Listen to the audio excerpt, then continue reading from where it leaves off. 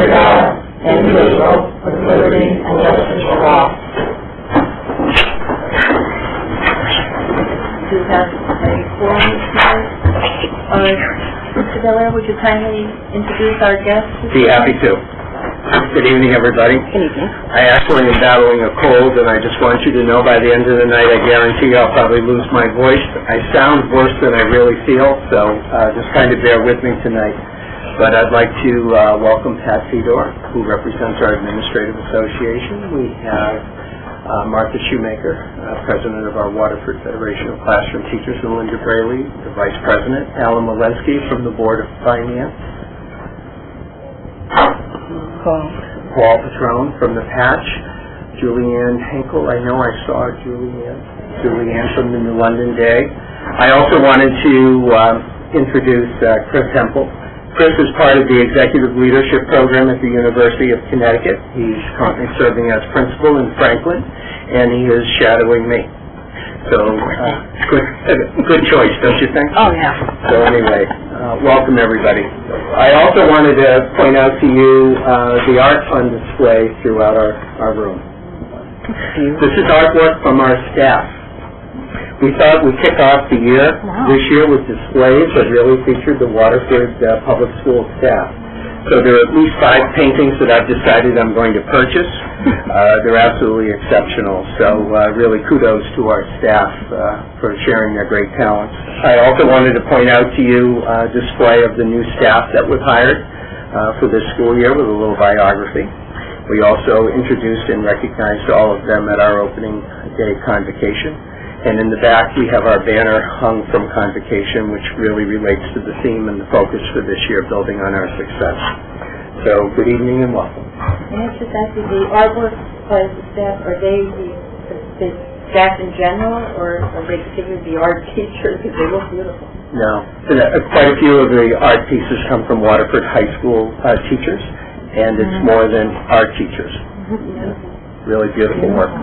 Really beautiful work. Thank you. Very good. So we have 3 presentations at the beginning of our meeting this evening. The first relates to the CAPT and the CMT results. You have received a preliminary report, and I also had an opportunity to meet with the local press and share the highlights. And tonight, really by state statute, you have a complete report that was in your packet. And Craig Powers is really going to provide the highlights and answer any questions that you have. So, Craig? Thank you. So, in your packet here, we're really going to start on page 14 for this PowerPoint presentation.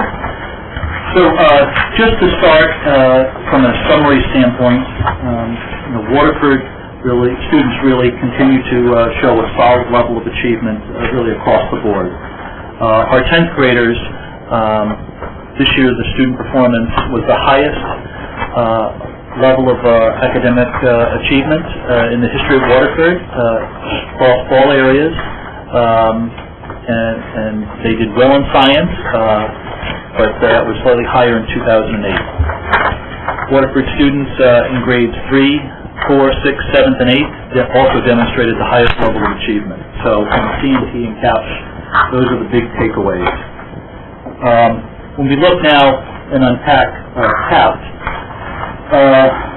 and look at reading, the 3 takeaways from this graph is that when we look at the 2012 reading score, you can see that the growth from 2007 to 2012 was really 17.2% percentage point gain. And then when we look at the DERG, we're really number 1.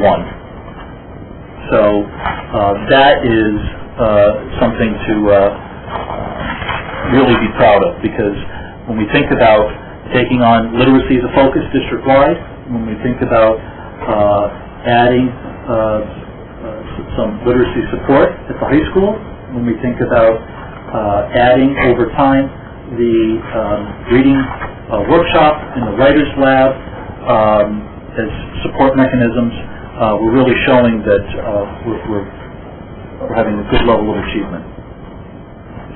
When we look at writing, similar news. Again, the highest ever when we look at 82%, and all of these numbers are at the goal level. So this is not the proficient, which is a lower standard. These are all at the higher standard. So this is the goal level. So 82% of our students are achieving that higher level of performance. Again, we look at growth over time, 16.7%, and top third in the DIRG. There are 24 towns in our DIRG, and so if we think about that, if we're, top 6, that would be the top third. So, math, highest level of achievement, with a 13-point gain over time, and still top third of our DIRG. We do have a new math curriculum this year, and so we would expect that this can only improve. We look at science. Again, higher than both the state and the DIRG, with 62.9%. We had a little bit higher back in 2007, but we were second in the DIRG this year. So still very respectable. CAPT subgroups. So as we try to unpack this a little bit more, usually the two big subgroups that come up at a district level are students with disabilities and free and reduced lunch. The cohort for students with disabilities for this particular 10th grade didn't reach the threshold to qualify the subgroup, so we don't really have reported data on that. But for free and reduced lunch students, many graphs in your complete report, but the takeaways were really that students are performing in all areas at and above the state and the DIRG. And when we look at the largest academic gap, it really is around writing and science. And so there's a little more work to be done in both of those areas about closing the achievement gap. The report also sort of explained that this past spring, Connecticut received a No Child Left Behind waiver from the federal government, and so there's no longer an AYP status. Part of the waiver was to have a different metrics, and so the metrics that you'll be hearing from now on is a school improvement index, and this index is done at the district level and the school level. For purposes of tonight, I've just really chosen the two district level indices. And so when we look at that, what does that mean? Well, the state has said that we want to have an SPI of above 88. So right there is the district performance, and you can see we're at 87.3, and the goal is within 6 years to be halfway to 88. We are going to exceed that shortly. Another target with this SPI is that your major subgroups have an achievement gap of less than 10%. And so for the high school this year, and it'll be different for the elementaries when we look at it 3 to 8, there's the free and reduced lunch. And you can see that we have a little bit of a work to be done there because we do have a gap of more than 10%. And then at the high school level, the other couple measures is the 4-year graduation rate, which is right here. The state goal is 94%, and we're at a 91.2. The 4-year graduation rate is the calculation set by the federal government, which just looks at when a student enters 9th grade that they should be out in 4 years. It doesn't take into account the fact that we have some students on individualized education plans that the plan is for more than 4 years to really be successful and obtain a high school graduation. And so Connecticut has this district extended graduation rate, which takes that into account. And our extended graduation rate, which is probably a truer measure of the high school achievement, is at 93.8, and our goal is to get it to at least 96. Our goal is really to get it to 100%, but that's what the state's. And then for an advanced category, it would be in your academic subject areas to have at least 25% of the students in the advanced band. And we're going to get into unpacking the different performance bands a little bit later. You notice that this is a significant change. In the past, you used to hear the terms adequate yearly progress. You now have a shift to really looking at every single student, no matter who he or she is, and you have some actual targets. The target is a goal that you're hoping to accomplish. And again, as Greg talked about, the vocabulary has shifted, and we started talking about that more than a year ago. It needs to be higher than proficiency. The target really is goal. So that was really an overview of CAPT. As we drill down to CMT, two takeaways for reading. If we look at the cohort from third grade, and it's really highlighted in the blue cells, back in 2007, and we see how they performed last year as 8th graders, there was a 24.4 percentage point gain, and that group of 8th graders is higher than the DERG in the state, as well as grades 3, 4, and 7. When we look at writing, again, an 8.9% improvement in writing over time.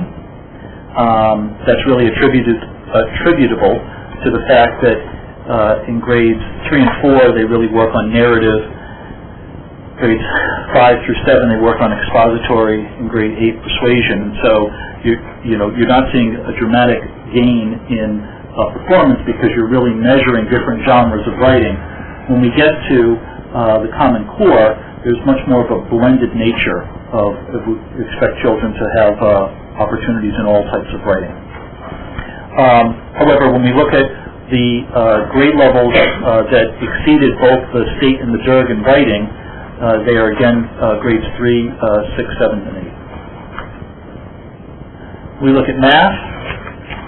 There's been a 9.5% improvement over time. And again, when we look at the grades that have exceeded the state and the DERG, our middle school is solidly achieving those higher rates. CMT Science is only administered in grades 5 and 8.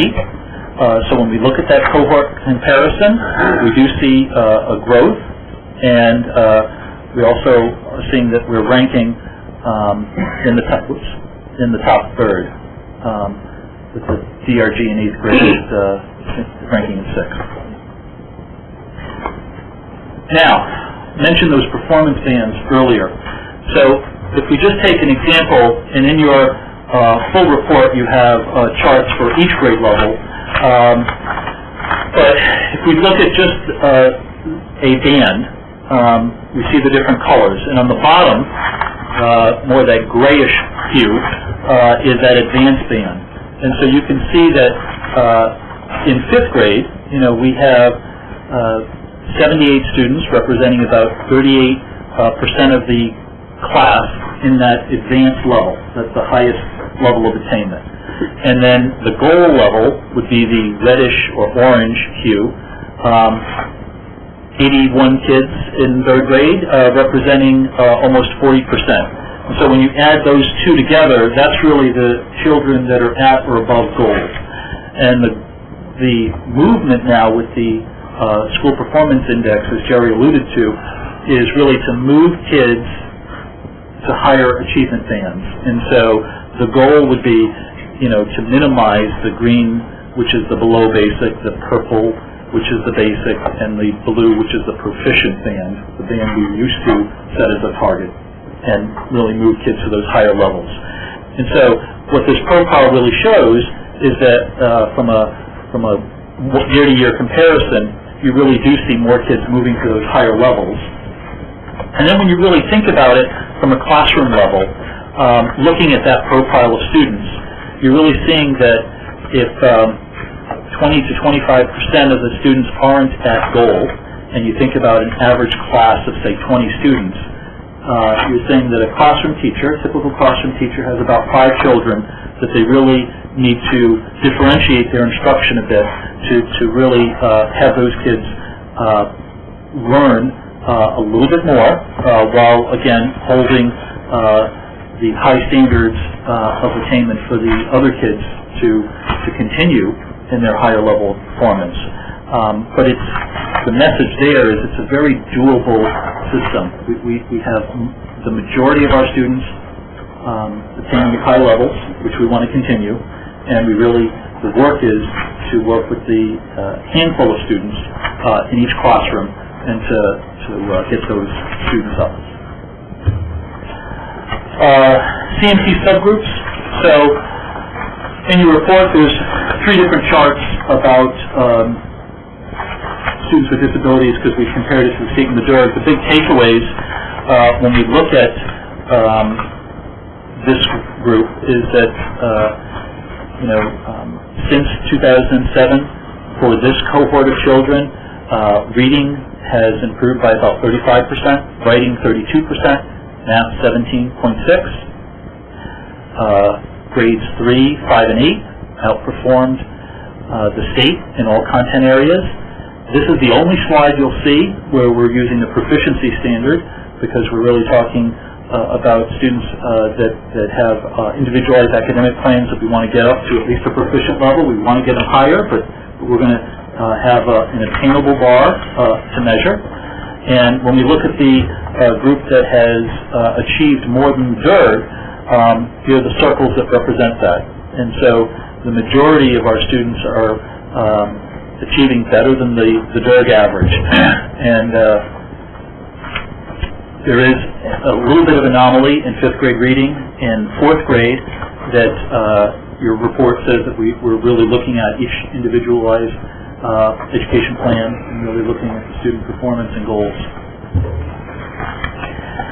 If we look at free and reduced lunch, you'll see, again, similar gains, 24% cohort increase over time in reading, 0.5 in writing, but again, there's different genres that we're comparing, and in math, the 12.6. When we look at the students that have achieved more than the DERG, they're right here. When we look at free and reduced lunch, we're really looking where there's a bigger gap between the students that qualify for free and reduced lunch and the students that don't. And so we really are focusing on grades 3 across the board, grade 4 in writing and math, and grade 7 in writing and math, where there's really a large gap. And teachers are aware of that, and that's something that we're looking into. CMT Performance Index. So again, this is the SPI for CMT at the district level. The same targets. So if we think about the SPI over 88%, this is at a district level. So this is students in grades 3 through 8 combined to get the district performance index of 87.4. You can see we're almost at that state goal. The major subgroups less than 10%. These are all the subgroups. So when we look at when we combine grades 3 through 8, then we have subgroups that in ethnicity, English as a second language, as well as the other 2 that we've talked about before. And so they don't show up on individual grades because there's a lower number, but when you combine grades 3 through 8, they show up. And so there's some work to be done at the subgroup level. And then, again, to really have a high level of achievement, you want to have at least 25% of your students in that advanced band, and you saw earlier that we really are doing that. So next steps that we've done really since we received these scores in the summertime. We've had the administrators come in before school started, presenting to their colleagues here with Jerry and Kathy and myself, where they've shared their analysis at the elementary level and secondary level with their colleagues. The superintendent highlighted where we are at convocation, the whole staff. Each school really reviewed the school results with all teachers, and the principals have had grade level or department meetings, unpacking the data, what does that mean, and how can we set achievable goals this year, and teachers are really in the process of formalizing those goals now. So that's where we are with CMT and CAPT. Happy to try to answer any questions. If I could just make a comment, I really want to give Craig credit. You see, this is a very different report than you've received in the past with the test scores, really to unpack, to really make sense out of all the data. And this is something that we've done at each school level with all of the faculty, so really good job. Is there questions on the board? John? Yeah, I'm trying to, you had the cohorts in middle school and with the data there. So if I look at, if I try and correlate a cohort at high school with the cohort in, let's say, 8th grade. Yeah. So we're looking at if I look at the CAPT scores for science, for example, 10th grade, and I compare them to the science grade for the 8th graders 2 years ago, 2010. Yeah. And I do that for all 4 categories. The scores are much higher in 8th grade versus the CAPT score at high school. Yeah. What do you attribute that to? Well, I attribute it to 2 different really types of assessments. And so why we don't do really a direct correlation is because when we talk about CMT, you can kind of see from a vertical scale perspective in alignment, and that was one system that was built. CAPT is a very different type of assessment, and so when we talk about moving to this SBAC new assessment in 2014, they've corrected that correlation problem.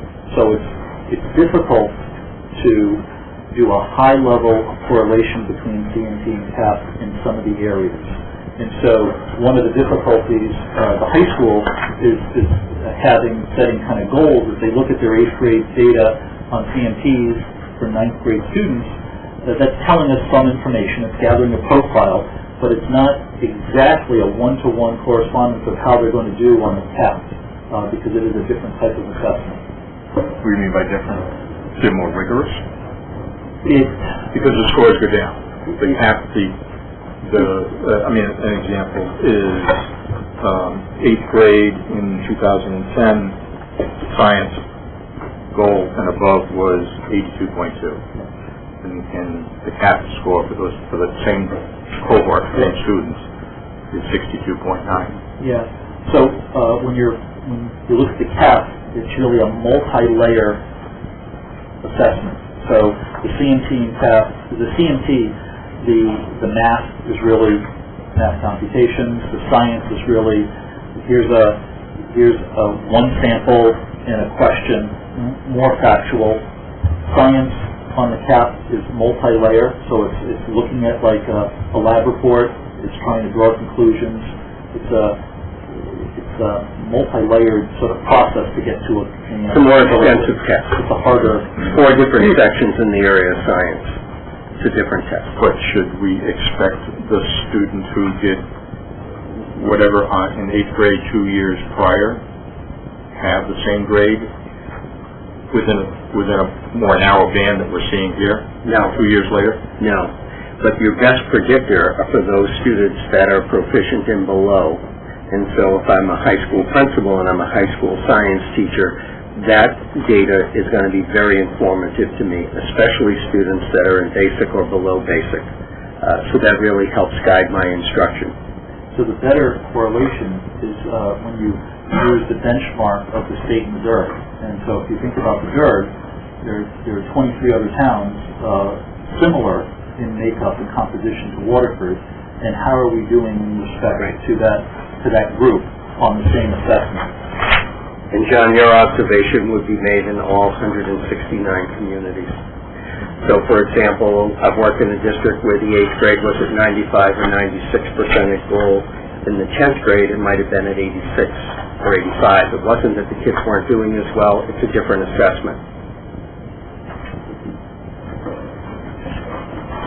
That's a great question.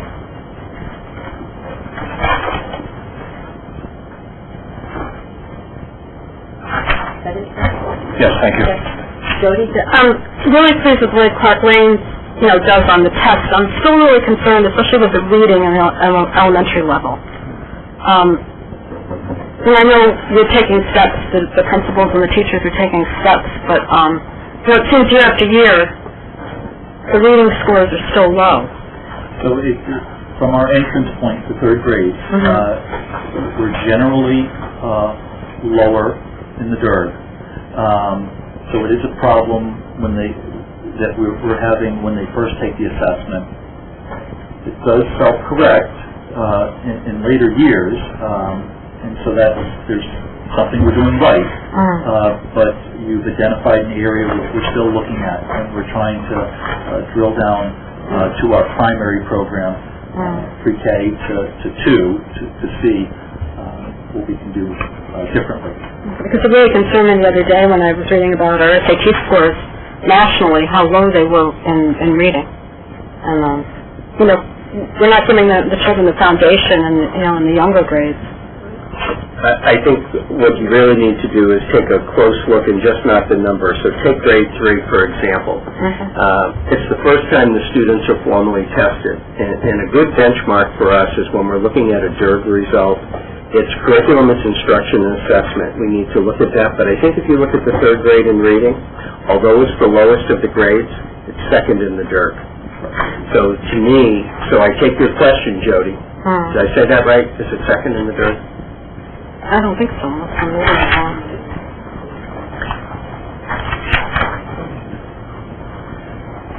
So maybe I'll take back what I just said. But I think the thing is you're always going to see, traditionally, when you look at the trend data, the 3rd grade in the area of reading will be the lowest. And you'll see that statewide because it's the first time the students are tested. So one of the things that you want to do is shift over and look at your 24 communities in your like reference group, as well as where we are in the state.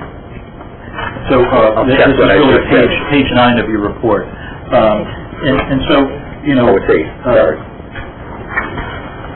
Reading is at 68.4, our DIRG is at 67.9. We're really in the middle of the DIRG, which means it's an area that we're working on, and we need to focus. Do you think it's our curriculum, or it's just... Well, that's, one look, and certainly we are enhancing our language arts curriculum to the Common Core level, and we'll be unpacking that this year with the teachers, and then presenting it with you in the spring.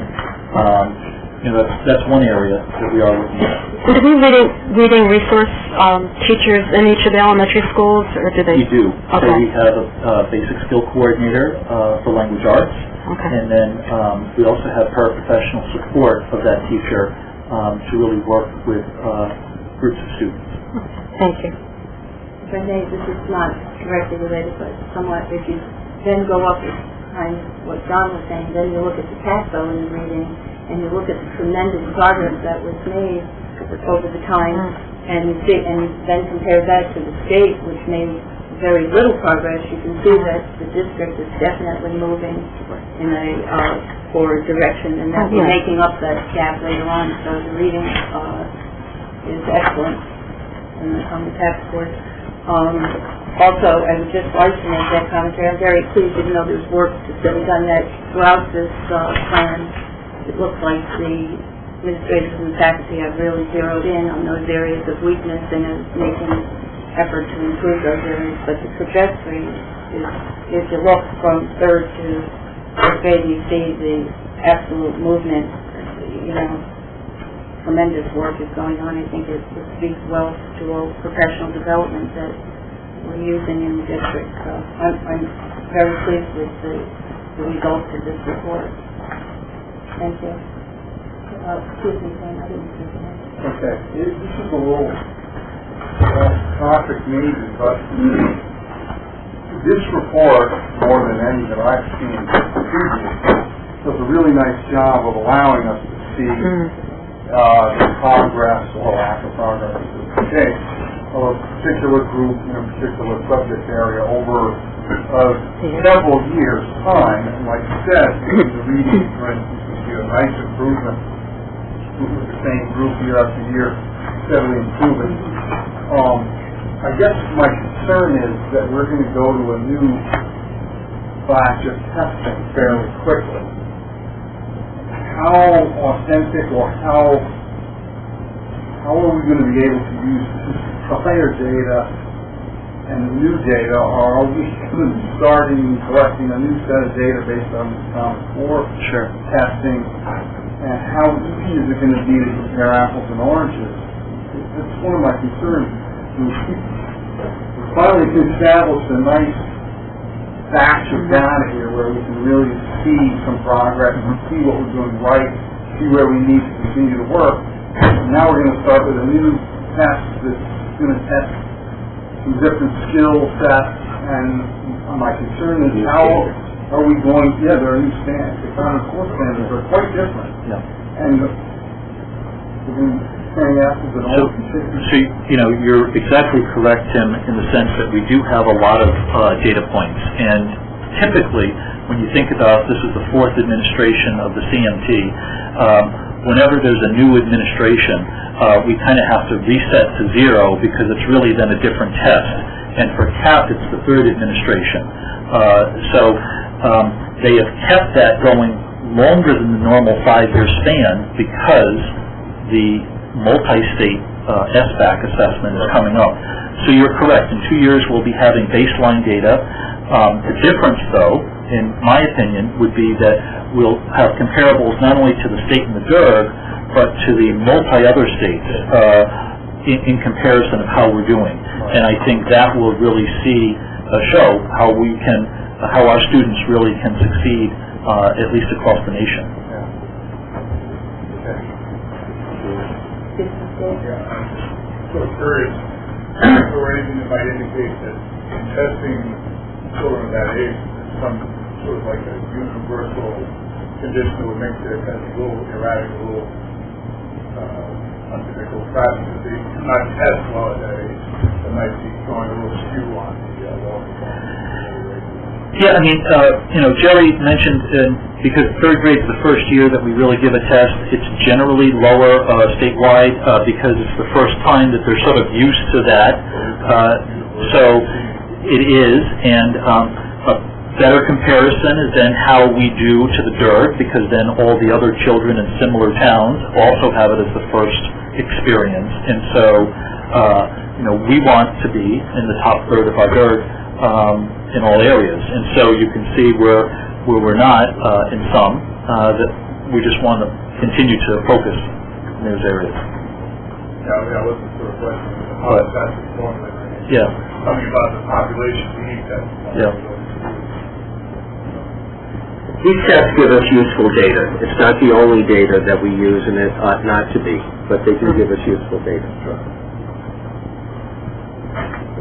I'm sort of hoping that we're not overreacting perhaps to, but we are showing universally a solid performance here over time. Right.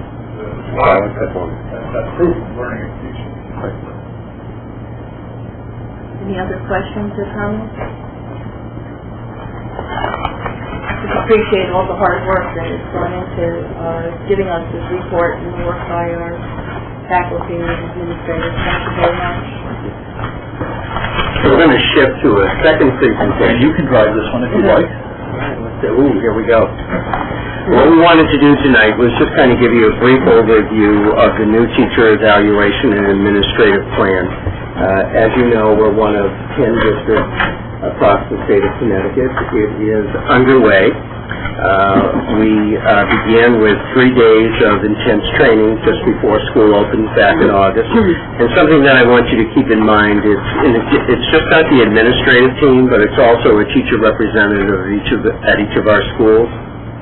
And what I wanted to do was give you a brief overview, and we'll, over the course of the year, provide you with some updates.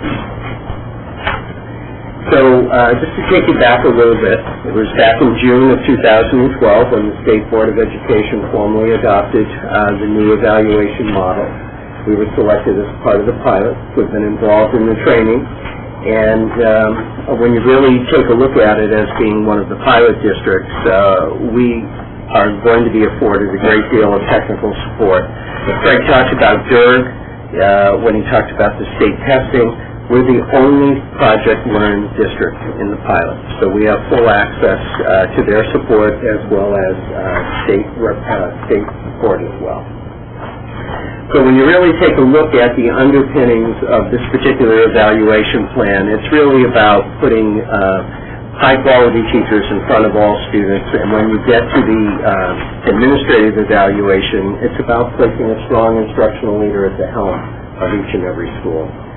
The design principles, it's really taking a look, and you'll see in just a minute, because it is a shift for us when you think about our current evaluation plan. It's really taking a look at multiple standards when you're looking at performance. You're just not looking at only one aspect, you're looking at multiple. It's also about promoting professional judgment and consistency. And the training that we've been experiencing is it's calibrating so that we're all looking for the same high quality, and we know it when we see it. But also is to encourage and foster dialogue about student learning, and that's between administrator and teacher as well as from teacher to teacher across the school. It also is asking us to align our professional development so that we have a very coherent system and things are aligned. And where we come into in this particular pilot is really the feasibility of implementation. And one of the things that I shared with you back in the springtime is that we're not going to be bashful about it. We're going to share what's working, ways that this process can be enhanced and improved. So when you really get at it, here are the four standards. Here are the four areas. There it is. So you're looking at 50% of a rating in the evaluation system around outcomes, and that's about student learning. So 45% of a teacher's evaluation will be around student achievement. And you'll have some connection to CAPT scores as well as CMT scores, and then what we call non-standardized measures. Because there isn't a CMT in every grade, there isn't a CAPT in every grade. The other piece in this model is also looking at student feedback. This year, as Craig talked about, the school performance index and the district performance index, that's what we're using in the pilot. So we have a target that's been set by the State Department of Ed for student achievement on those standardized tests. That will make up 50% of the teacher evaluation. The other 50% relates to direct observation. That's the practice, your performance in the classroom. And then the other 10 relates to parent or peer feedback. Here in Waterford, we have not utilized in the past parent surveys. And so what we've done by school level to start the pilot is we've identified a parent engagement goal so that there's good home school communication and strong partnership. And then in the springtime, we'll be surveying our parents, and that will give us new baseline data for year 2 in the evaluation.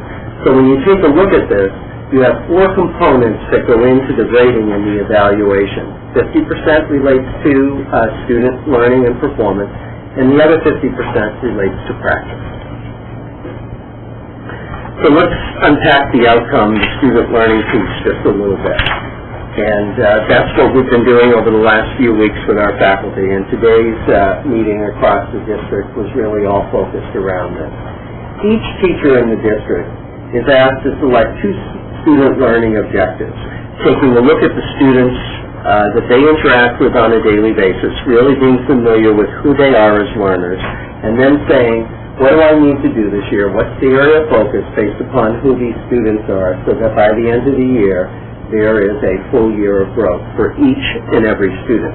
So when Craig was talking about subgroups, we also shared that with our faculty, because the real shift going from No Child Left Behind to this evaluation is we're talking about every child, just not most of the kids or some of the kids.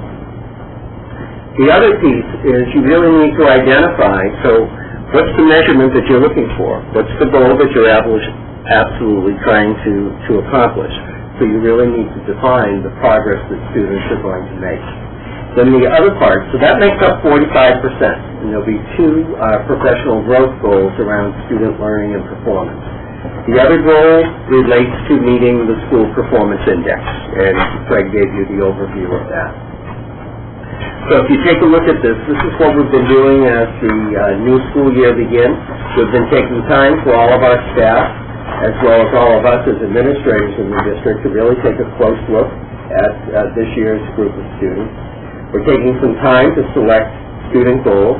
At the mid-year point, we'll monitor the progress, how well are students doing related to this goal, and then at the end of the year, we'll be assessing the goals that are set. Craig talked to you about the index. If we had 100%, that would be 100% of our students were at goal or higher. If we had a 0 STI, it would be that no students within our district or school are at the goal level. And if you take a look up here, this is all students who are second language, students with disabilities, free and reduced lunch, students that are taking the checklist on each of the tests. So all students are considered. Craig talked about the shift from proficiency. The target with the state of Connecticut is goal. And as he unpacked the data for you tonight with the bands, we're talking about moving students up towards goal over time. There isn't the expectation that students will go from basic to goal all in 1 year, but the goal is that students will continue to grow. The other major shift in this process is when you're thinking about the 4 tests either on CMT in grades 5 and 8 or the 4 tests on CAPT, all 4 tests now count. In the past with AYP, it was reading and math. All tests count. The other thing that has changed is for a subgroup, it's dropped from 40 down to 20, and as Craig talked about at the high school level, it's really about graduating students. The students in our school system, we really need to graduate them and educate them well. And progress that all students make counts versus just students that are achieving their goals. The key in this evaluation plan is that we as administrators provide accurate and useful information back to our staff. What are their strengths? What are the areas that they can improve upon? As well as to provide opportunities for growth. But I think a big piece of this evaluation plan is also the recognition. And you'll see that when we get to the categories of rating in just a moment. The second 50% relates to practice. And so with this particular plan, staff will be sharing anywhere from 1 to 3 goals related to the practice of teaching. There will be 3 formal observations and 3 informal observations, and with every observation, there's a post-observation conference to provide feedback to the staff. The formal observation must be a minimum of 30 minutes at a clip. The parent feedback, I shared a little bit about that. Each school is selecting a goal to enhance parent engagement at their school, and that will be factored in as well. Each teacher will identify the strategies and actions that they will be involved in order to support that goal. Here are the 4 areas related to practice. The planning for active learning. So this is what goes into planning instruction, the classroom environment. Is it safe? Does it promote engagement? Are students well known by the teacher? The instruction, are students learning? And then domain 4 relates to the other professional responsibilities that all of us have as educators. When you look at a timeline that we have in place for this school year, we're taking up to the middle of November for the goal setting piece. There'll be a mid-year check-in during these 6 weeks, and then at the end of the school year during May, we will do the end of the review. Because we're in the pilot, we will receive all of the CMT and CAPT scores back at the end of April, beginning of May. So that will be connected into the pilot district. So just to give you a sense of a rating at the end of the day, there are 4 areas. One is exemplary, where a teacher is substantially exceeding the indicators of performance. This is something that we'll be sharing with the staff at an upcoming meeting. Proficiency, they're meeting the indicators of performance. That's what we would expect of teachers here in Waterford.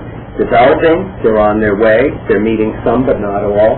And below standards, not meeting the indicators of performance. There is a final rating at the end of the year taking into consideration those 4 factors. Any quick questions before I move to the administrative piece? So the building principals have to do 6 evaluations during the year. Are they going to have time? That will be a challenge for us. But if that's all they're going to, I mean, I think there's more to being a principal than never mind.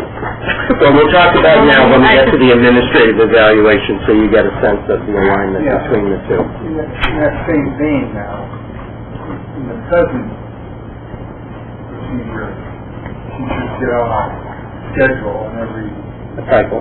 Is there a cycle here, or is everybody... There is no cycle in this first year. This is creating a baseline in the first year. So do we foresee a cycle? Yes. The plan has a delineated cycle for new teachers, and for teachers that are proficient or exemplary would be less.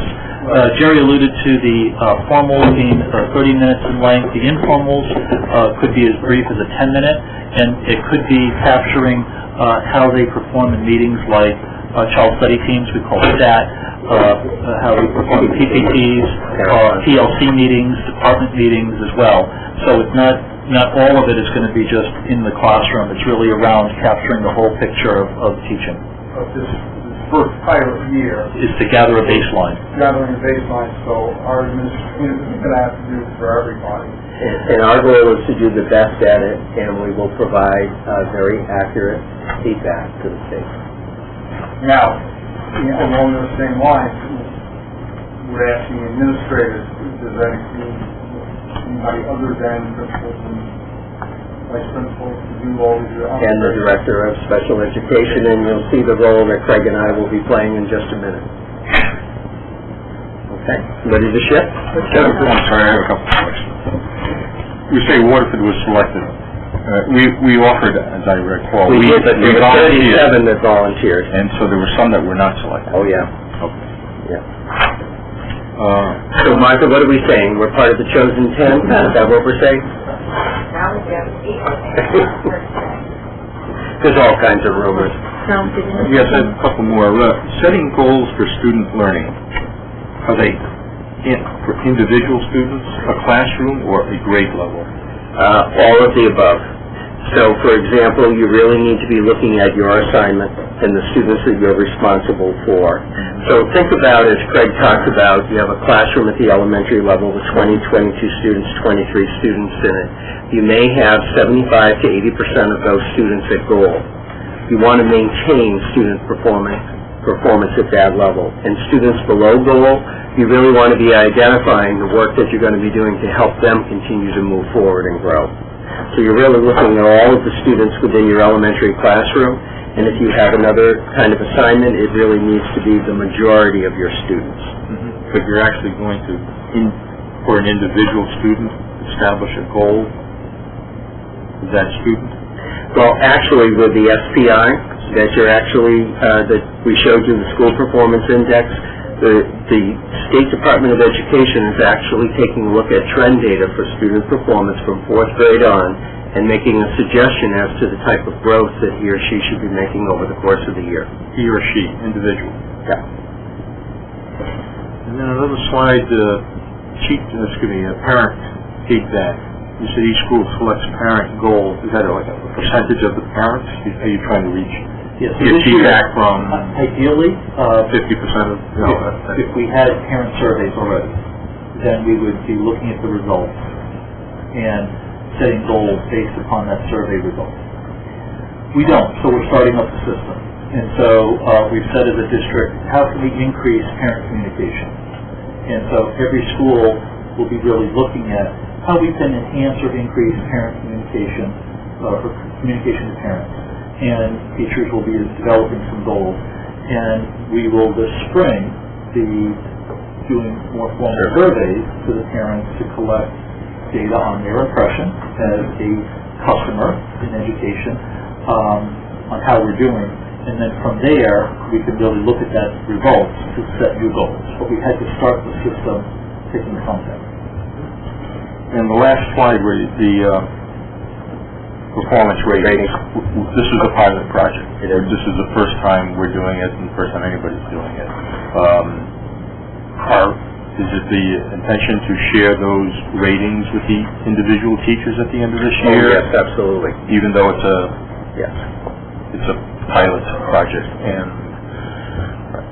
we're learning as we go. We are. And there are very clear rubrics that we're working with that we'll also unpack with the staff and also provide some feedback around that as well. And you're expecting feedback from the teachers on their reading. And we're one of the few districts in the pilot that are really involving teachers at the level that we're involving.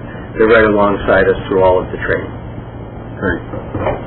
I just have one more question, Jerry. For instance, a high school teacher, if he or she teaches French and Spanish, or they teach several different courses, are you going to just select one course? What's the majority of their caseload? Okay. So, in that case, French and Spanish, if they teach 3 French level 2 and 2 Spanish level 1s, we'll try the 3 French and we'll set goals around that. So it's the majority of the caseload. So you won't be following just one specific classroom? So teachers, if they have 3 different levels, you'll go with that cohort of students, developing, as Jerry mentioned, what's the profile of the students, what's the work to be done, and then we'll be looking at the data as that aggregate of maybe several classes. The indicators for growth may look different in a standard level class versus an honors level class. Okay. Will there be any differentiation between the schools in this process? For instance, if you just take, for example, the differential piece, and say one school says, well, gee, we don't see that we have an issue here, but another school. It's really not around an issue. It's really enhancing and improving, so it's strong. But will it be, my question really is, will it be uniform for the entire district? There won't be any pieces that are separated for individuals?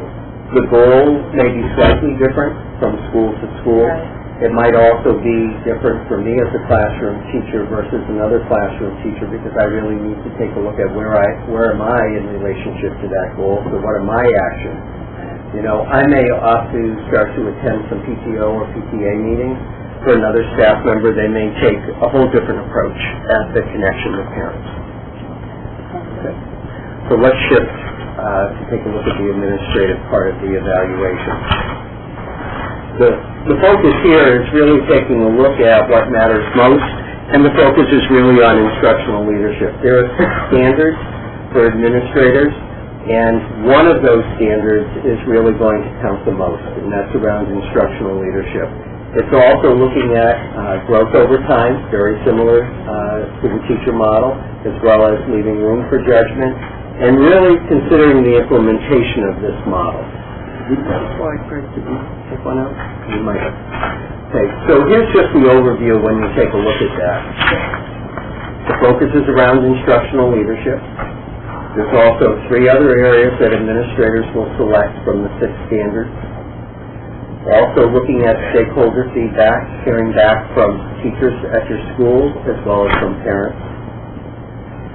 Meeting the state accountability growth targets, so thinking about the school performance index that we shared just a minute ago with the CMT and CAPT.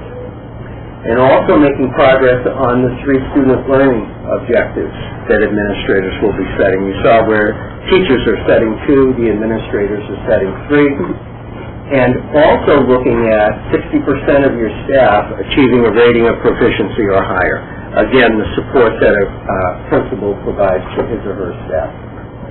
And that really emphasizes that the observations are really around more of a coaching model.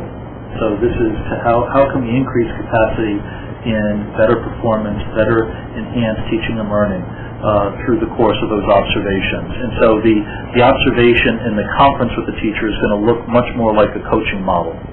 And again, you'll see very similar to the teacher model. So this is around student learning. This is teacher effectiveness, so this is 60% of your staff or more hitting proficiency or higher. The leadership practice, this will relate to observations, and I'll share that with you in just a moment, and the stakeholder feedback. So it's 50-50 for outcomes and 50% for your practice rating. Again, taking a look at this with the district focus, there would be one of the student learner objectives is really going to be focused around the priorities of the district, 2 related to the profile of the learners in his or her school, and then also looking at any survey information that we have. There will be 3 goals in that particular area. One additional goal really needs to be with stakeholder feedback, and that's from at least teachers and parents. So you can see there's some really differences in this particular model.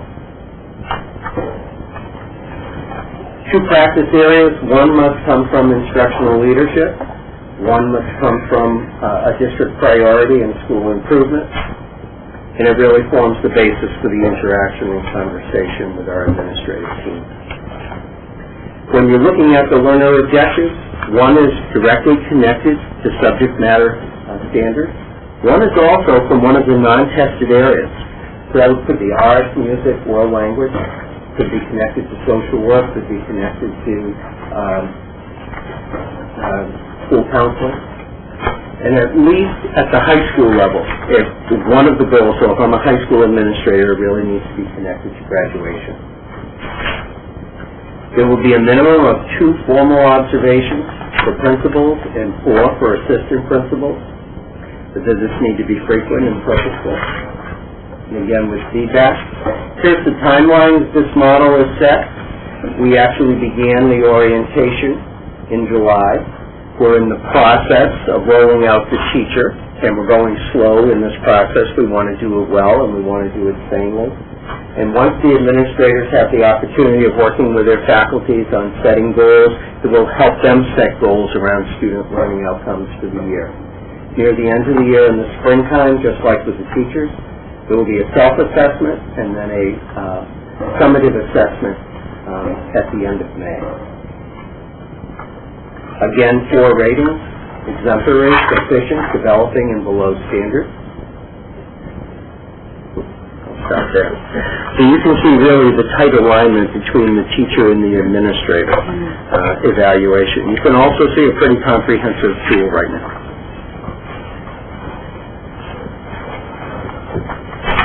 Yes, Would you like to identify yourself? Identify yourself, please. My name is Elizabeth Day, and I'm a fact writer.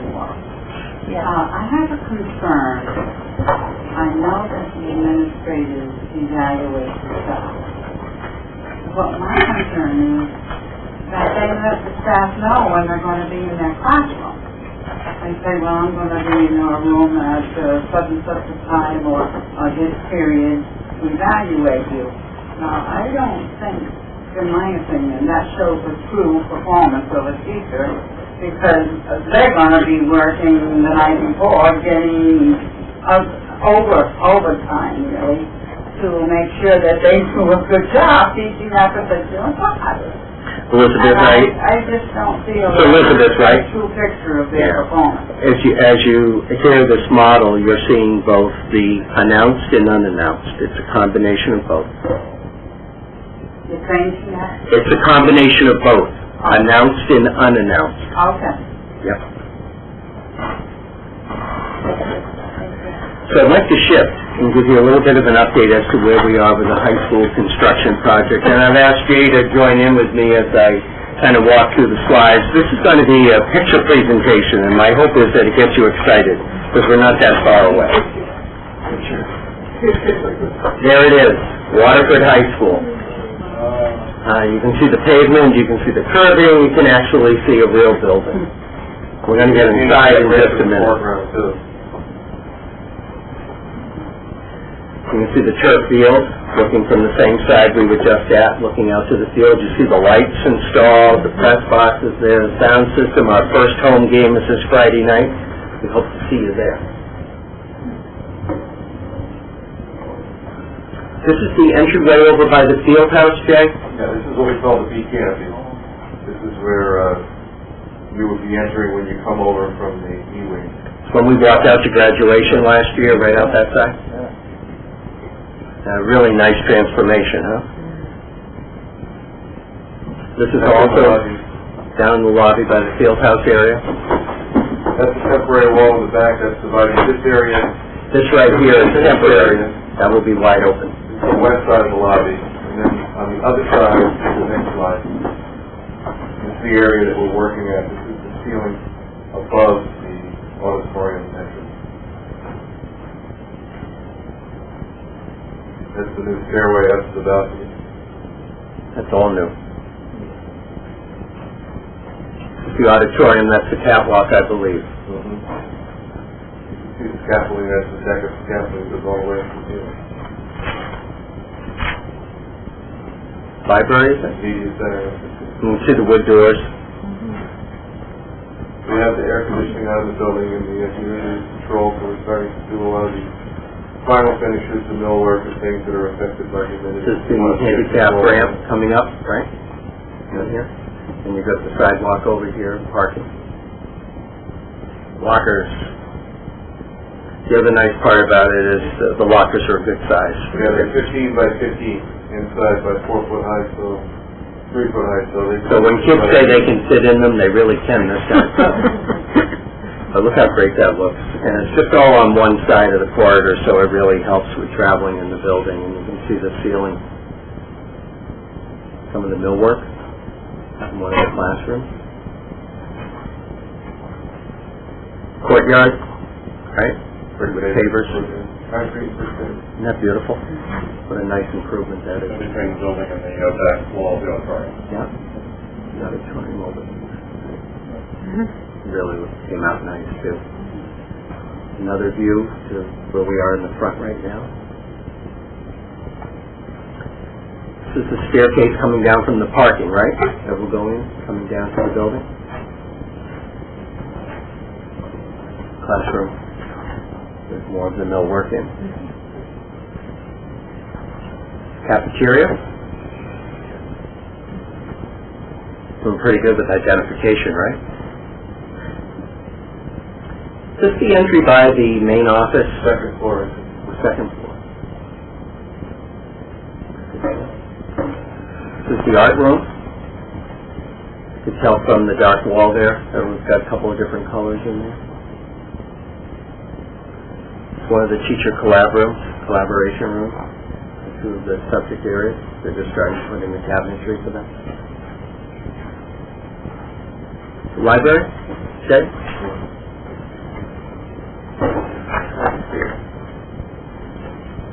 That library too? I think so.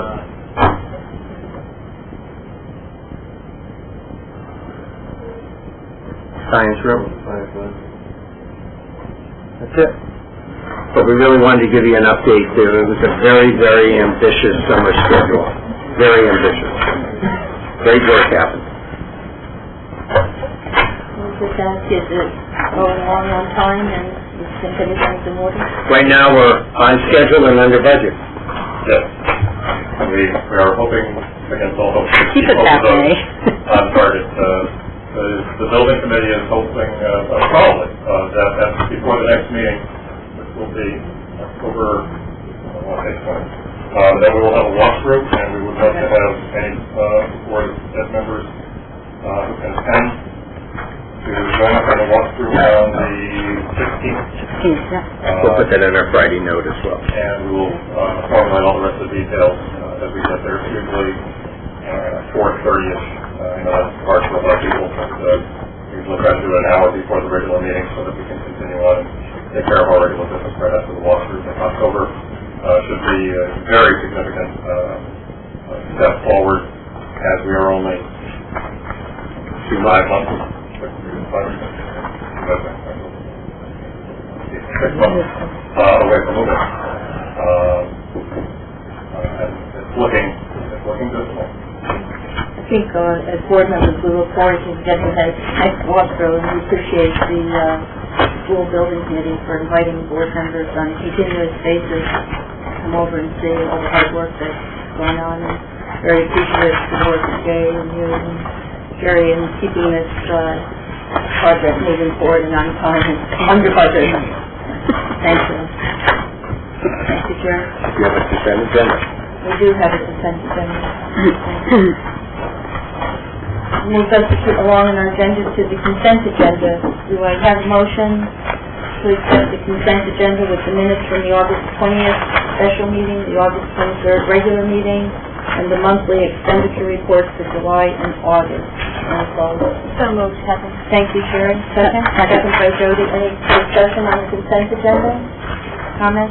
Hearing none, we'll move to a vote. All those in favor, please say aye. Aye. Anyone opposed?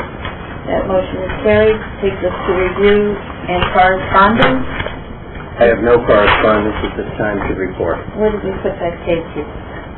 I just received this evening, and I would just kindly ask if a few board members could stay at the end of the meeting just for a couple of minutes. Case has just distributed a notice where they would like some input from boards. They have formed a communications and vision, two committees, communications and vision committees, and they just asked a couple of quick questions. So if you have a moment, otherwise, if we can't tonight, maybe we could get this out and then back and get it published and sent over to Kate. They just asked for deadline of the 26th. And that's all we have to correspondence. We can come right back to you, Mr. Delary, on your report. Well, we had met just before school opened in late August, and it seems so long ago, but what I want to really say is we had just a very smooth opening. Weather was great in that opening week. The summer work and the preparation on the part of all the administrative staff, our custodians, maintenance crew, staff coming in early to get their classrooms ready and set up. It really was a very, very smooth opening. So the summer work really paid off nicely. I would also say with our transportation, with going to a whole new company, it really was seamless. Believe it or not, at the end of the first week, we had only 9 phone calls related to bus stops. It was magnificent, and really the work that Ron had done up front, and then as Phil Russell came on to fill in for Ron and working closely with Barbara Brigham, just outstanding. She really is a real asset with student transportation. I don't think I've worked with anybody any better. It just was great. You can see over here our new staff that was hired. We got a chance to introduce all of them at Convocation. Both John and Kathleen joined us at Convocation as well. We recognized years of service, and it was really great to have the board present that recognition. It was really a great start, and kudos really to all the staff for making it happen. May I just for one moment say we appreciate the board being invited to attend the Convocation. It was wonderful, and I just don't know how, I have to say this, with what we've just seen tonight, is this entire teacher evaluation process, the opening slot, how you managed it. I think you must have been working since the last day, only last year, because I just don't understand how you can have this report which looks so detailed and comprehensive with all the amount of work that has already gone into it, have a smooth opening. So from the board to the district, thank you. Thank you. Next item that I wanted to share with you, for those in the audience, there are enrollment reports over on the table, and the board has packet with an enrollment update, and October 1 is kind of a real critical date for us, so that happens next week. But it gave you a sense as to what our class sizes look like, where our enrollment is across the district, and I can tell you that we really had a mad rush just before school opened. I thought we had a turnstile going up here at central office with registering students and checking registration. And again, we had those couple of hot spots in August with 5th grade and kindergarten and all of that. And I think we've settled down, and you can see where we are. You see a difference of a student at Great Neck in comparison to last year, 2 at Quaker Hill, 9 at Oswegatchie, 11 at the middle school, and 54 at the high school. And what's really interesting is the number of options that our students have at the end of 8th grade. Significant with your various magnet schools and tech schools in the area. But this gives you really an update as to where we stand with enrollment, and we're all holding our breath on opening day. We love to register students, but we basically were at the point enough already. So that's the enrollment update. Just a couple of other things that I wanted to bring to your attention. We're in the process of I think we have, it's gone public, we're planning a trip to China over our April break, right at the very end of March into the beginning of April, and we're hoping that we get enough subscription to that and we're able to be involved in that trip. I would also just say to you that CJEF continues to get more and more complicated and more burdensome. So Kathleen, I appreciated your comment, and I would say, Craig and I would say, if we didn't have CJEF to worry about, and the burden that that's placed on the staff as well, making sure we're currently in the process of supplying one of the requests is every evaluation, and of course that's confidential, so you have to redact everybody's name, one by one, from every single document. It's unbelievable, and that's turned out to be quite a burden. And of course, all these requests came as you opened the school year. So timing, somebody's certainly not thinking about what's going on in a school district. But those are the items that I wanted to just bring up to date. Thank you. Any other questions? Comments? Jody? Sure, how many high school students are going to different high schools? Do we have a number? We'll know that hopefully sometime next week. What's really interesting, we had that conversation today in the office because there isn't a great communication with all of the various schools letting us know who's there. And so we identified that's something that I want to bring to those governing board meetings and say, you really need to let us know. Good idea. Could you just answer on the kindergarten grade test? I started thinking about space. I'm sure Pat, you will see you get all that. Did we have any issue with that? With the third classroom? The third classroom? We had always an empty. Oh, good. Thank you. Wonderful. Thank you. That's it. I'd like to move us right to our committee and other reports. Jerry, do you want to do the...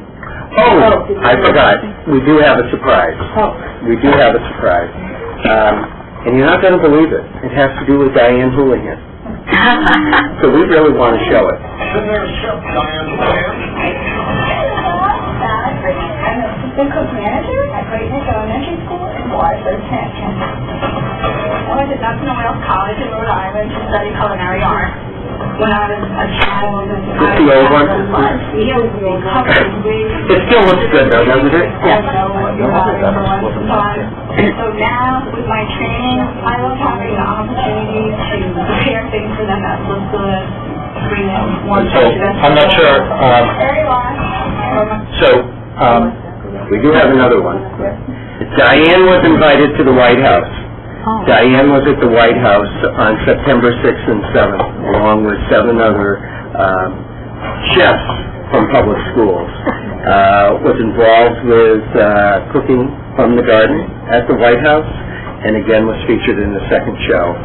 So it was great to have her represent us. And we did have a great clip this morning, so it's somewhere out there in space. But it was great. Yeah, sorry. Yeah. That's quite an honor. Oh, and, unbelievable. It proves that the food is very good here in the schools. We congratulate Diane. What are we getting invited to lunch at Great Neck? All I know, it was a great request looking for 2 days in order to go to the White House to represent the Waterford Public Schools. It was really nice. No problem whatsoever. So thank you for reminding me. When we can see the clip another day. We can. Thank you. Okay. On committee and other reports from the board, Sherry? The Learn Board met on September 13th, and a couple of the highlights. One of them, I'm very pleased to announce that we have appointed Dr. Eileen Howley as our new executive director. She starts at Learn on December 1st, and you may already all know this. And I believe she comes to us from West Hartford, but it could be East Hartford. West Hartford as the assistant superintendent. It was a unanimous decision, and we're very excited to welcome her. Dr. Seckham also provided an update on the new Three Rivers Middle College Magnet High School that was thrown into place in a matter of 6 weeks, and Learn is the administrator for that, so that's been keeping the staff busy. And she also provided us with an update on the Regional Insurance Consortium, which I believe we are part of. Well, we have some interest in it.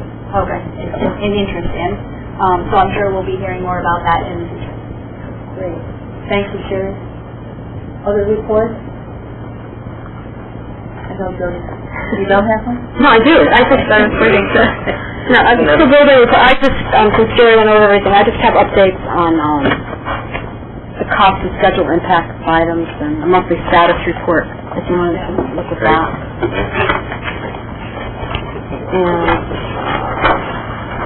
And we had our first Youth Service Bureau meeting this year. We appointed Brittany Campbell as one of our student representatives. She's a sophomore, and Justin Barzak is serving his second year. He's a senior. And here's some information about what's going on at YSD. Now, believe it or not, they're starting to get organized for the holidays. I think they're still going to do Stuff the Bus again, and also adopt families at Christmas time. The request for counseling is still in great demand, so they're working around that. Also, there's a program called the Snow Subs. I don't know if anybody's interested in this here at the board, but it's a great program. It costs $10 to reserve a spot, and any day school is canceled because of snow, you could drop your child off there, and it's $25. Former NFL reps. I don't know if anybody would. Is anybody down here would like to? No. You don't want it, John? You're retired, John. You can go to the club. I'm sure. I'm sorry. Great. Excuse me. And they're starting already to look into Camp Dash for next year because it was such a huge success this year. And they wanted to also thank our administration and Jim Miner for making everything run so smoothly over the summer. And I hope they could do it again next year. I think it was a great program. And what was really nice is all the camp counselors and the two, the adults that were in charge were Waterford high school graduates, and it was just really, I think, a nice experience for all of the students. Or the campers, I should say. Thank you so much, Jody. You're welcome. We do have another report. We had a Friendship School governance board meeting, and David is on that board. And I'd ask David to please give us that report. We discussed going through a full day Wednesday and the start and end time correlating with the elementary schools.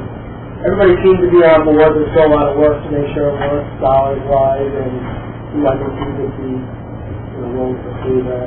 Also, we talked about a few activities going on, open houses on October 10th at 6 p.m.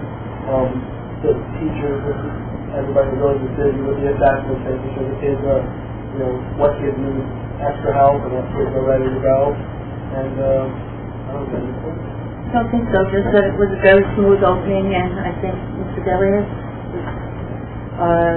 Dr. Fisher will lead the governance board. I'm passing the gavel. This year. And there was an October 10th board is invited to attend the opening house. We did have a policy committee meeting this evening, and Mr. Powers has outlined a very healthy policy committee review for the year, and we'll talk a little bit more about that as we go to our next step with our goals. But we did have a policy committee meeting earlier this evening. Nothing was discussed. We're just looking at the calendar of the year and those policies which would be reviewed. Okay, so if there are no other reports, we can move right to our new business, which is actually looking at the Board of Education goals for the upcoming year. As you know, we have started with the meeting, the board, with retreats, and that's an annual retreat looking to where we are, where we want to move. Similar, I wish we had had that earlier report. That's a very nice outline for us. We may consider that when we look to establishing our own goals next year. And the board came together. We had very healthy conversations centering on the goals that are in front of you this evening. So tonight it's really open for discussion with the board to see if these goals meet with your approval. Some of them we had started last year, and so it would really be a continuation. We might just all agree that somewhat at the end, I believe, the strengthening of the communication and transparency with other town boards, the strengthening of the learning through service, and some of those initiatives that we started last year would be a continuation, not necessarily the goal this year, but that's up to the board to take a look at all 7 of these and see if you agree with them. We can go through them one by one if you'd like.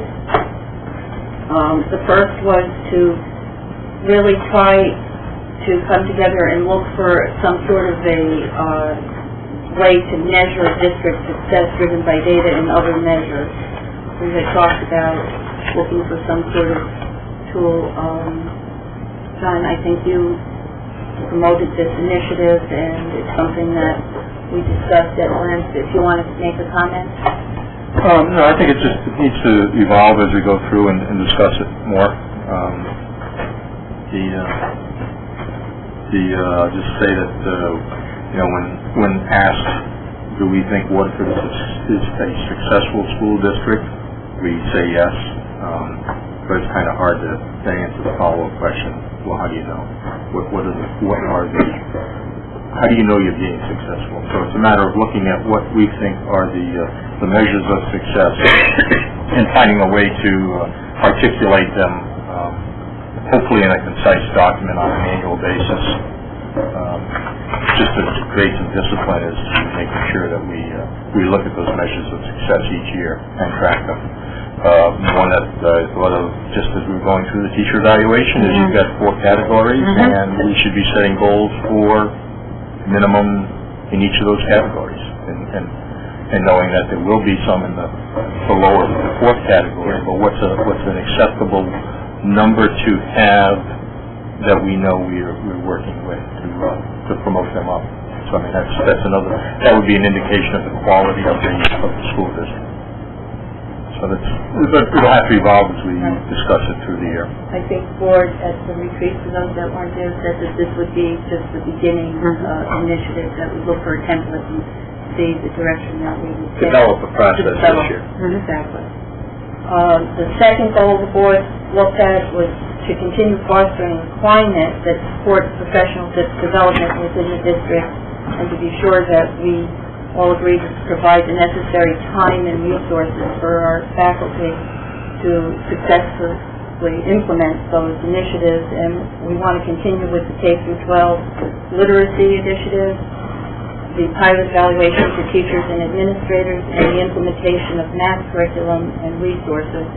We thought it was important as we move forward in enhancing and develop the curriculum that we give our teachers, those resources that are necessary to implement those changes. So that would be another goal that was discussed. Is there any comments or questions on that goal? Okay, the third one had to do with our own self-improvement. Naturally, the board wants to continuously evaluate itself, and the past tool that we've used we did not find satisfactory. So this will be one of our goals and initiatives to be sure that we do a complete and thorough self-evaluation. We're going to try to develop a tool so that we can improve our own performance over the years with an eye and keep it focused on raising student achievement. So hopefully we'll be able to begin work on a new tool for our own evaluation. Any comments on that particular goal? I don't want to pick up. This is for all of us. Okay. Fourth. I skipped them? I kind of did a moment ago to the policies, and this is the major function, as you know, of the board, to look at our policies, create policies, be sure we're in compliance with all the state statutes, look at our past policies where we are, and Mr. Powers this evening presented us with 11 policy areas, very ambitious look at our policy, but I think this is important work, and we actually talked about that at our retreat, so this was put on as another goal. I just mentioned the self-evaluation piece, and the fifth, the board will explore the feasibility of student participation at board meetings. An initiative to enhance its student-centered focus, the board will invite a high school student to present a report during committee reports on the board agenda. Now, this board has, for many years, invited, we did, back a number of years ago, had a nice presentation from, I think it was Eileen Baker and Old Saybrook, and the board came together and said maybe it's time to look at that again, but then in a controlled way to start off with inviting students maybe to just give a committee report, and naturally we would work with the administrators in developing how we would choose the students and how that would work. So it's just really to continue that. Mr. Bailey? We had talked about maybe 1 month the freshman class officers would come and share with the board. Another month it might be the sophomore, junior, senior, and I think we also have a student body, student council, student government. And so we thought we'd try this on somewhat of a pilot basis to see how it works with the reports, and then we can either enhance it or come to a clearer understanding of where we want to go with student involvement. But it's something that this board has talked about in the past, and a number of you have been very supportive of that idea. Sure. Just on the reports, it's more of a general report on whatever they want to talk about, or it's not really a presentation? Well, that will also be more defined as we go through. We thought it might, we need the support of the administration to see if there's something that the students are particularly concerned about in the school that they would like to bring to the attention of the board. We'll go through the administration to come to us. Does that answer your question? Mm-hmm. In the past, when we had the presentation by Eileen, I think it was more geared toward having a member of the board, whatever you'd call the person, not really a student. This may be, if you could envision 3 steps, this is step 1. Mm-hmm. We're not at that level yet. We just would like to include our students at this point to hear from them, so we have more of the information piece, and then we can see how that goes and maybe develop it further.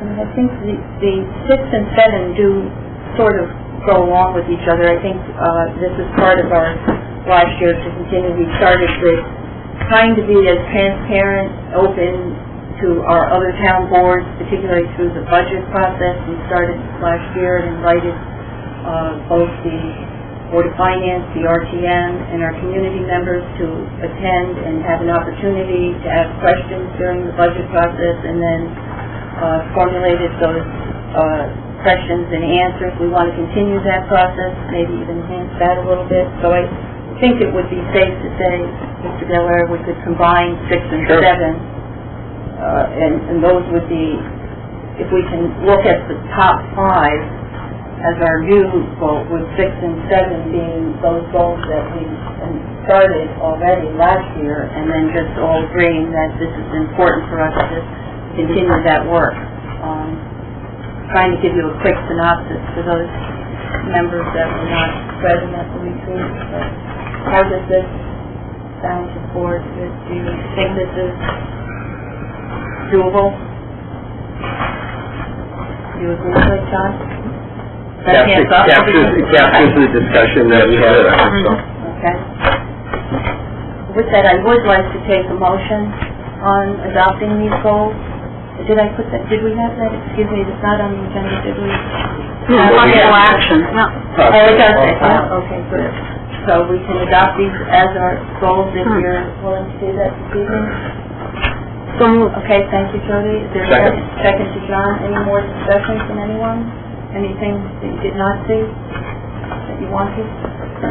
Okay. I just think it's very doable, and I hope we can, achieve all of them. Well, as we're demanding more from our teachers, we're demanding more from our students. I'd like to have one, and it's CJEF and CJEF only. Yes, we're going to be demanding more of ourselves as a Board of Education, so just so you feel better about all of the evaluations when we're trying to also self-improve. So thank you, with the idea of improving student achievement. Okay, we have a motion and a second on the floor. All those in favor, please say aye. Aye. Is anyone opposed? Motion carries. Thank you very much. That takes us right to policy focus, and Mr. Powell? So, What's our goals? we did have our first brief policy meeting prior to this meeting, where we set dates for the next 3 months for policy meetings, and we looked at the list here.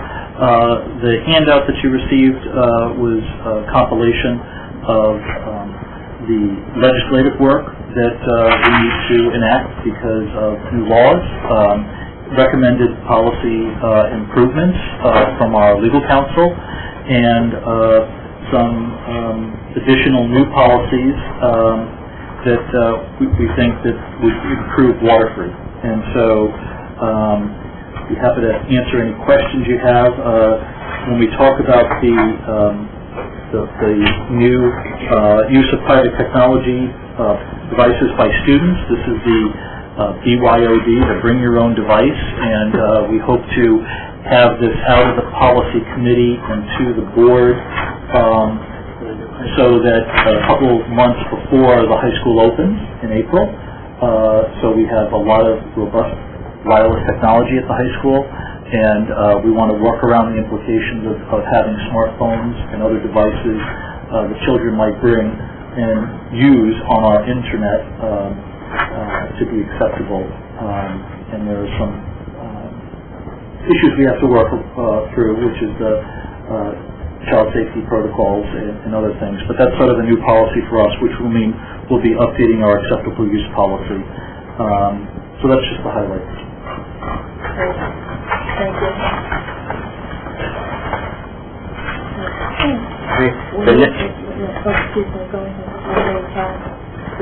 I think I had shared with you in the Friday note, and then I asked Joyce to send out an email to all of you today. I have a conflict with the next board meeting, the 25th, and normally I would just say it wouldn't be a problem, and Craig would share, but one of the things that we want to do at our October meeting is really talk about our budget priorities, and I'd really like to be part of that conversation. But I do have a conflict on the 25th.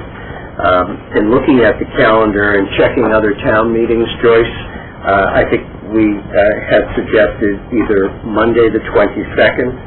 There's also Monday the 15th, Tuesday the 16th, and Wednesday the 17th of October. So we could stay with that week and do it on the Monday, or we could go to the previous week, Monday, Tuesday, or Wednesday. Did you have a conflict on Monday? No, on Wednesday the 17th I'll do, because that's the Youth Service Bureau meeting. Can you make the Monday? Yeah, I just have to, as long as I know ahead of time. I do have a meeting, but I could switch it. That was what the 22nd, is that what you're looking at? I was only hearing that earlier, that 22nd was good, and so I wanted to check. Good, we do it. 22nd, okay, that was easy. That was great. Thank you. I think we do take a vote on that because it's a change. Yes, we do. So may I have a motion, please, to move, and to show the second by Dave, to move the Board of Ed meeting to October 22nd. All those in favor, please say aye. Aye. Anyone opposed? Thank you. That motion is carried. Do we have the executive? We do have an executive session tonight for the purpose of discussion of pupil personnel matters. All right, I'll need a motion to go into executive session and inviting Mr. Gillera and Craig and Craig and Mr. Howard. Is there so moved. Second to Sherry. All those in favor? Aye. We are in executive session. Thank you. Good night. Good luck. Hey, good to see you.